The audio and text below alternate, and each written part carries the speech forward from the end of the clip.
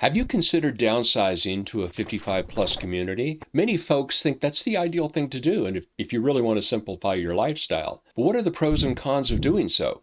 This video will define what a 55 plus community is, and then get into the pros and cons of living in one right now. So what is a 55 plus community? Well, the definition of a 55 plus community is an established adult living community which has at least one resident of each property over the age of 55. Now, typically these communities will be close to amenities that are geared more towards seniors than young families with kids. Most often these homes are smaller with smaller yards. You can find 55 plus communities that are single family homes, townhomes, or condos, or sometimes a mix of each. Typically, the main attraction of these communities is that most of the homes are built with seniors in mind, so many of these communities will have minimal stairs and yard work.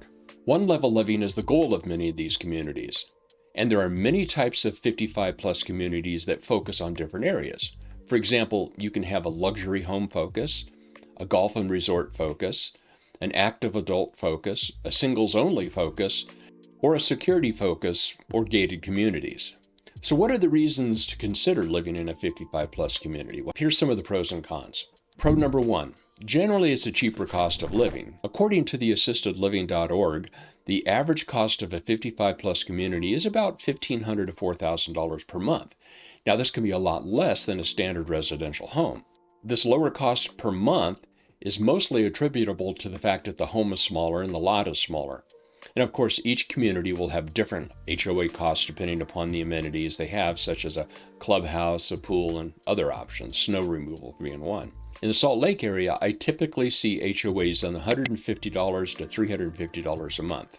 Pro number two, low maintenance and availability of amenities. The best thing about the 55 plus communities is that they're usually very close to amenities. Things such as sports courts, fitness centers, golf courses, community dining areas, classes, social events, dog parks, and art rooms. Pro number three, location. You can find a 55 plus community anywhere in the US, but most are in the warmer climates of California, Florida, and Arizona. In fact, Florida has the highest number of active adult communities at 670, with 144 in Arizona, 220 in California, and over 40 in Utah. That's according to 55places.com.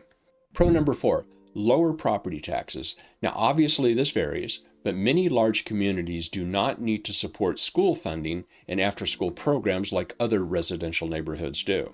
Pro number five, safety and security. Many 55-plus communities are gated and have some type of security. Also, most communities have an approval process for those moving into the neighborhood. Pro number six, quieter. Now, I remember having a rock band when I was in high school and practicing in our garage. Needless to say, I became friends with some of the local police officers when neighbors would call to complain. I wonder if the Beatles had this problem.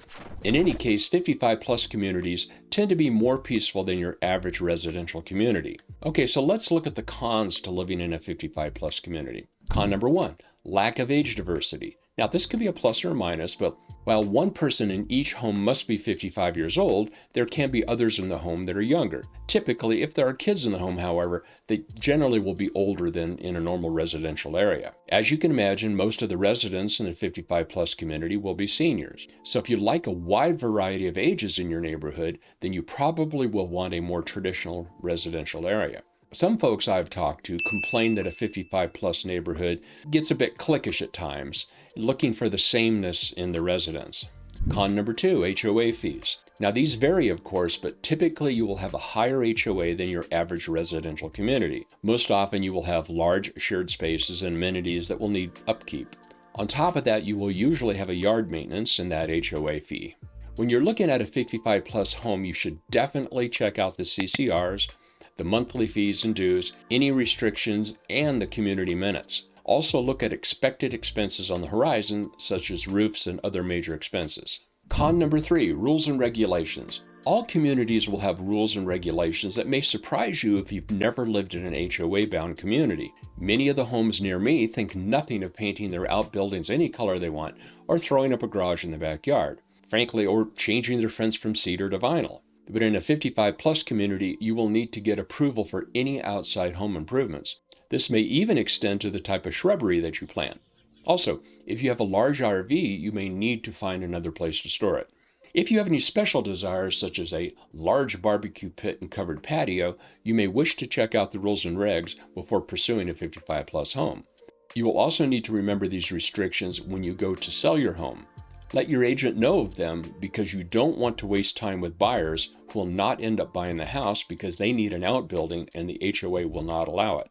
The same applies to renting your home. Each HOA will have different rules, of course, but the renter would also need to be over 55 years old. Con number 4, no medical care on site. So a lot of folks are looking at a 55 plus community as opposed to moving into a senior center. And while you can arrange for home care assistance, the 55 plus community will not typically be geared to provide medical assistance. The homes, however, will usually be built with potential need for aging in place, such as fewer stairs, wider hallways, etc. Generally, 55 plus communities are geared toward the active adult versus assisted living. Con number 5, smaller homes. So typically your home will be smaller than what you currently have now. And without planning, this can be a real shock once you try to fit all your stuff into the smaller home. Downsizing is great, but it takes a bit of planning. Be sure to watch my video on how to downsize. Other things to consider. At least one person living in a home must be over 55.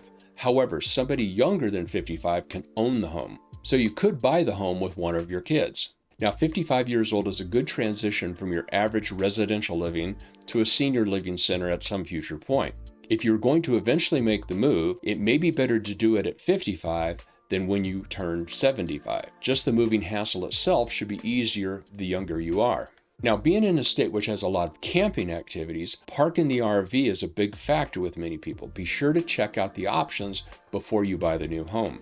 So here are some other options rather than moving into a 55 plus community. You could buy a single level home in a normal residential area. You could contract to have the yard work done. You could buy a single level house in a residential area that has a pool, clubhouse, and no yard work. And there are other options available too. In any case, I'm here to help you look at the alternatives. Just give me a call at 801-243-7804 and be sure to watch my video on downsizing and how to buy another house while selling yours. Thanks for watching.